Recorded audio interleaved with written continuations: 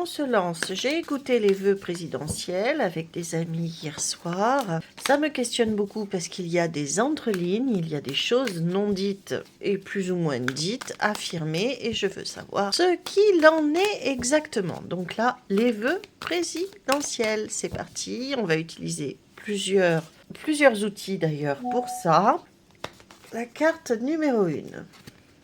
6 de denier. Nous parlons d'un cavalier de bâton. Et on a le valet de denier. Donc là, quand même, on parle d'argent, de beaucoup d'argent. Je vais utiliser un jeu tout à fait banal, portugais, espagnol. Eh bien, hop, ici, ici et ici. Donc là, déjà, on a des épées. Toujours sur l'argent.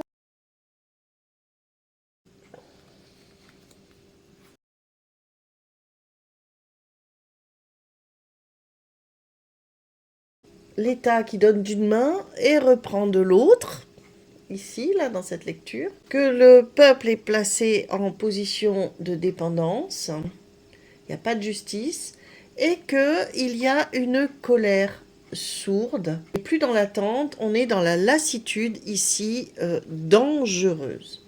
Le cavalier de bâton, ici, c'est celui qui m'intéresse au centre. C'est le pouvoir en fuite, c'est une fuite en avant, ici. Le cavalier de bâton, c'est l'action précipitée, c'est les décisions idéologiques, c'est la stratégie sans ancrage réel. Avec ce cavalier, le pouvoir, il avance sans écouter, il mise sur le mouvement, la communication, voire même la communication internationale, mais la base intérieure est vraiment instable. Ce cavalier de bâton nous annonce que plus il accélère, plus il fracture. Ce valet de denier, qui est représenté ici, le peuple qui tient encore. Mais jusqu'à quand? Le valet de denier, là, c'est les travailleurs, les jeunes, les petits revenus, ceux qui essaient encore de faire avec. Et ce valet est fragile, il apprend à survivre, non plus à vivre. Il est patient, mais pas éternellement soumis. Ici, il y a une carte de rupture pour le futur, si rien ne change concrètement. Les 5, les 3 et les 4 d'épée, le conflit perdu d'avance pour les peuples. Le 3 d'épée, c'est quand même ici la trahison, la désillusion, la coupure, la séparation. Le 4 d'épée, c'est l'épuisement, le burn-out, la fatigue, ça n'avance plus, c'est bloqué, il n'y a plus de jus. La population est à bout, ce n'est plus une crise passagère, c'est un traumatisme collectif. Le 7 de coupe, c'est la rêverie, les illusions, le flou, la confusion, les fausses promesses. Et il y a ce roi de l'autorité centrale, le pouvoir solitaire. C'est des sacrifices imposés par des blocages. Du blocage financier, c'est du sacrifice imposé. On ordonne de se sacrifier, de se saigner davantage. Le pouvoir ne comprend pas la réalité émotionnelle du pays. Il parle de projet quand les gens parlent de survie. Là, il y a une déconnexion qui est totale. On a quand même le 3. Le travail existe encore, les artisans, les petits travailleurs acharnés. Il y a encore des compétences, ça existe, donc là ça nous l'assure, ce peuple-là, ce travail existe encore. Ce 4 d'argent renversé, il est impossible d'épargner, de mettre de côté. Ce petit peuple a des pertes, de la perte d'argent. On a beau travailler, on n'entre pas dans ses fonds. Et avec ce 2-là, ces bâtons-là, il y a des choix stratégiques que le peuple va devoir faire ou va faire, ça annonce ça. Il y a un changement réel, soit une explosion sociale structurée. Ce qui me fait dire ça, structurée, une explosion sociale structurée. Alors là, ce que l'on voit, ce que l'on a sous nos yeux, le pays tient encore, mais par la contrainte, pas par une adhésion. La colère est contenue, c'est vrai, mais elle n'est pas apaisée. Le pouvoir agit dans une logique idéologique et à l'international, alors que le peuple est fatigué, appauvri et psychologiquement blessé. Le danger majeur, ce n'est pas la révolte chaotique, c'est le retrait, le refus silencieux et la perte totale de confiance. Il n'est pas suivi. Quand un peuple ne croit plus, il ne négocie plus. Nous avons le 20. Et ici, il est intitulé l'éveil. Par contre, il est en renversé. nous avons le cavalier de voix. Décidément, sous le cavalier vient un autre cavalier. Et ici, nous avons le fou. L'éveil. On parle de prise de conscience collective, de réveil brutal, de fin d'acceptation, de vérité qui ne peut plus être ignorée. Ici, c'est « on a compris ». On a compris la parole qui circule vite, qui va vite, des discours alternatifs, des réseaux, la rue, les syndicats, les collectifs indépendants. Indépendants, hein, il y a des choses qui se trament.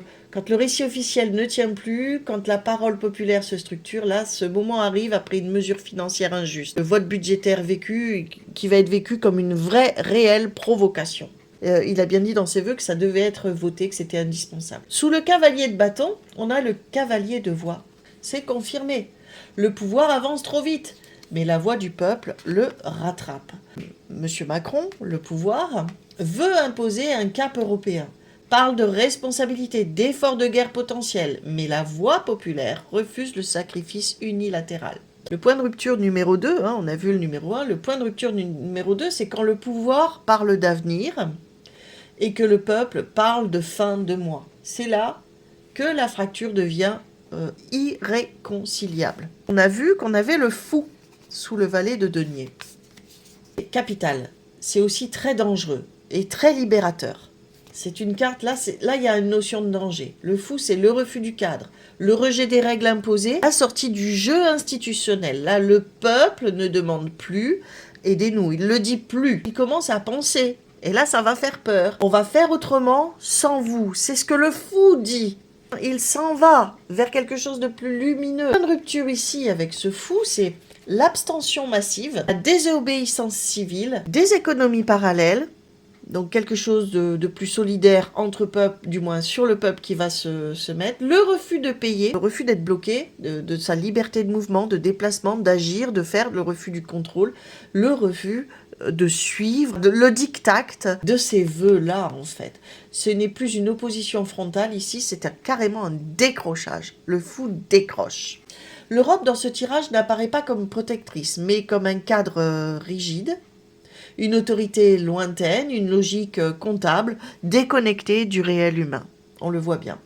Puisque moi, c'est ces deux-là qui me parlent. C'est les sacrifices imposés au nom d'un projet qui ne nourrit plus. Et je pense aux agriculteurs, au Mercosur, à tout ce qui a été fait. L'Europe devient aussi une sorte de bouc émissaire symbolique, même si les responsabilités, elles y sont de l'Europe et sont partagées. Le danger majeur, quand un projet politique est perçu comme hostile à la survie, il perd toute légitimité morale. Nos tarots et cartes nous donnent un message d'alerte. Le peuple ne croit plus. Le peuple ne croit plus, il comprend, il se détache, il s'apprête à sortir du cadre. Un pouvoir peut tenir par la loi, ok, on le voit ici, d'accord, mais ce que ça dit ici, et c'est surtout celle-ci en renversé, il ne tient jamais longtemps ce pouvoir sans l'adhésion du peuple qui sort du cadre. Le retrait, la désobéissance et la fin du contrat moral. Donc là, on y est. Il a beau vouloir préparer son 2027, comme il a dit, il ne va pas être entendu. C'est tant mieux ou pas, vous en pensez ce que vous voulez, mais voilà ce qu'annonce ce tarot et ses cartes. Tchuss tchuss, merci de m'avoir suivi. Tchuss jusque là. Ciao.